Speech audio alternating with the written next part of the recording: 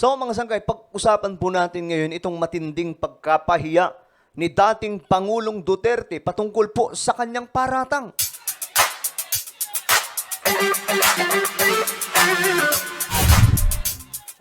Yo, what's up guys? This is me, Sangkay Janzana. I'm back for another vlog today. Kamusta po ang lahat ng mga kababayan po natin? Lahat po namang solid sangkay na nanonood ngayon.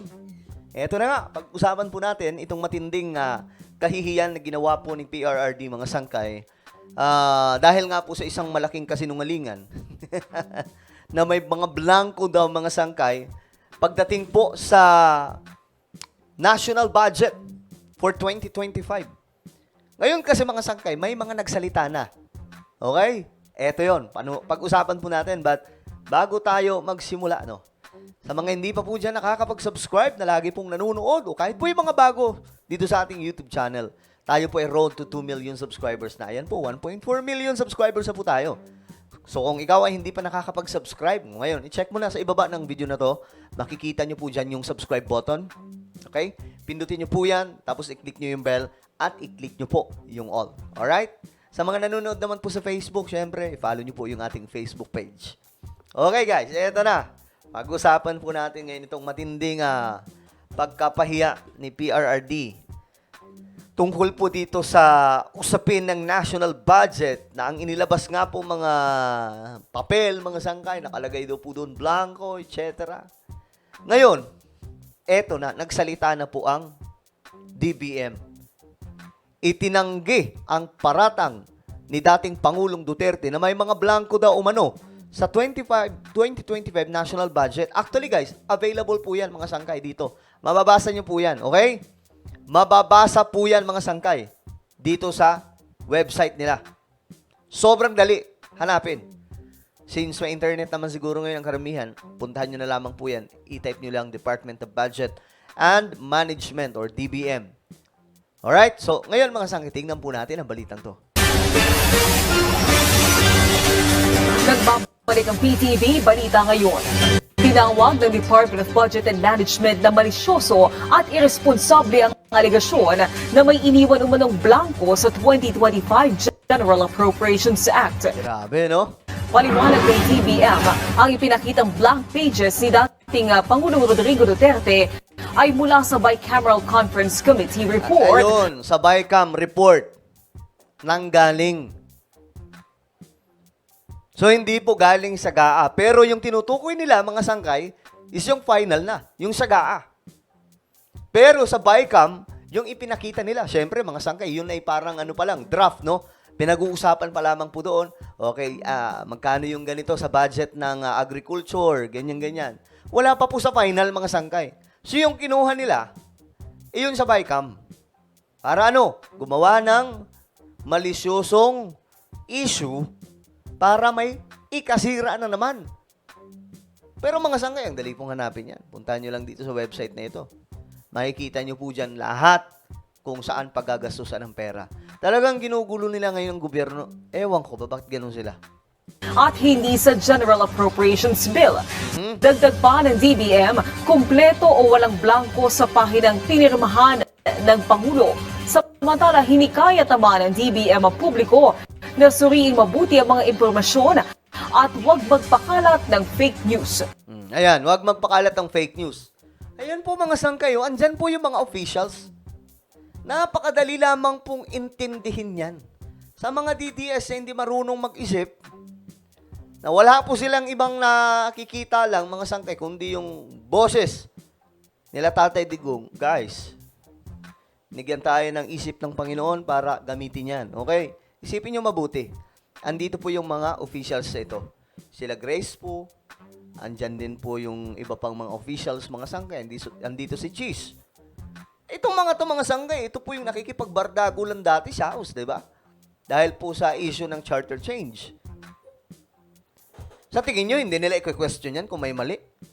Sa tingin nyo ba, mga sangkay, parang ang dating tuloy, nagsasabuatan yung mga senador at mga congressman, ganun ba yon? So, eto mga sangkay yung sinabi ni PBBM, napakasimple lang, no? Napakasimple lang, pero maiintindihan po ninyo na itong sila PRRD nga mga sangkay, gumagawa po ng mga malisyosong mga issue para po masiraan lamang itong administrasyon na to? Well, pag-usapan po natin, tingnan po natin, pakinggan po natin mabuti.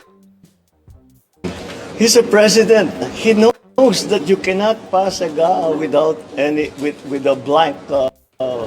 He's lying, and he's lying because he knows perfectly well that He's lying because he knows perfectly well.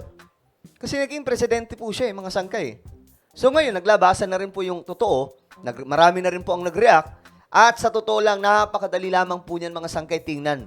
Dito nga, itong mga DDS ngayon, dahil nadibangta po sila, mga sangkay, di ba? Mismong presidente po natin, Talagang napahiya po sila ng presidente ng Pilipinas. Ngayon, mga sangkay, nagkukumahog po sila gumawa ng rason.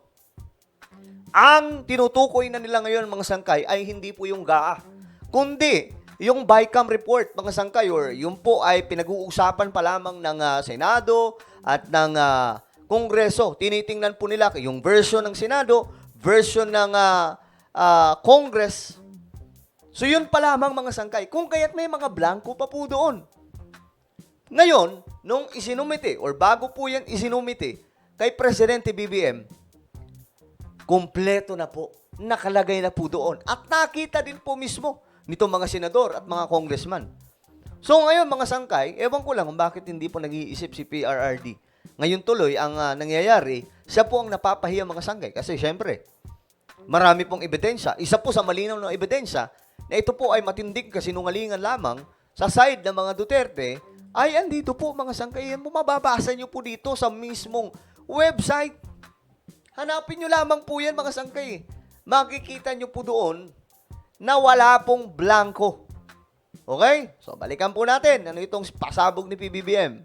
that doesn't ever happen.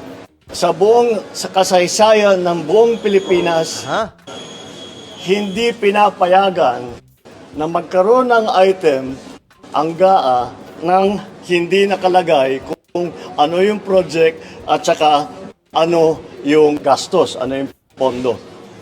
So, it's a lie. Alam niyo, ang tingin ko dito, mga sangkay, inuuto po si PRRD ng mga nakapaligid sa kanya. Siyempre, matanda na po si PRRD. No, kung ano po, ang pagkatao kasi ni Tatay Digong, ano siya kapag may nalaman siya na hindi maganda sa gobyerno, mabilis po siyang mag-react. Dito, mga sangkay, binobola po siya ng mga kasamahan din po niya, mga sangkay, na nakikisakay sa kasikatan niya. Dahil aminin man natin o hindi, kilala pa rin po talaga si PRRD up to now. Hindi po natin maitatanggihan. Huwag po natin isang tabihan. Yun po ang totoo dyan, mga sangkay. Ngayon itong mga taong to, gusto pong makakuha ng spotlight. Gusto po nila makabalik sa opisina ng gobyerno, gagamitin nila si PRRD. Ngayon, si Tatay Digong, basa. Bakit blanco to? Di ba hindi dapat blanco to? Nakakalimutan po niya, mga sangkay, na bago pa ang karating sa Pangulo yan, kompleto lahat ng yan, nakalagay na lahat, mga sangkay, ng budget. Wala po talagang blanco. Kaya nga po sabi ni PBBM, he is lying. Nagsisinungaling siya. Bakit? Naging presidente siya. Alam niya na bago pirmahan yan, hindi po pwedeng may isang blanco dyan. Dapat alam na kaagad dyan, ano ba ang paggagastusan, saan ba to? Kaya dito, mga sangkay, ang tingin ko lang talaga, binobola si PRRD. At ngayon, dahil sumakay siya sa pambobola nitong mga lokong to, napahiya po siya. Bakit? Dahil dito sa record, nandyan po lahat, nandyan po lahat, ang national budget, kung saan gagastusin, at wala po palang blanco. So yun, mga sangkay, napahiya din po talaga si PRRD. I was watching the news earlier today and people were saying, it's 4,000 pages. Paano namin ibubusisiin yan? Ang ganito, para titignan namin isa-isa. Hindi na lang. Meron namang kopya that's available on the website of DBM. Tignan ninyo. That's available sa DBM. Dito po yan, mga sangkay, ha? Sa mga nanonood ngayon, dito po yan. Ngayon, diretso tayo. Huwag na ninyo busisihin isa-isa.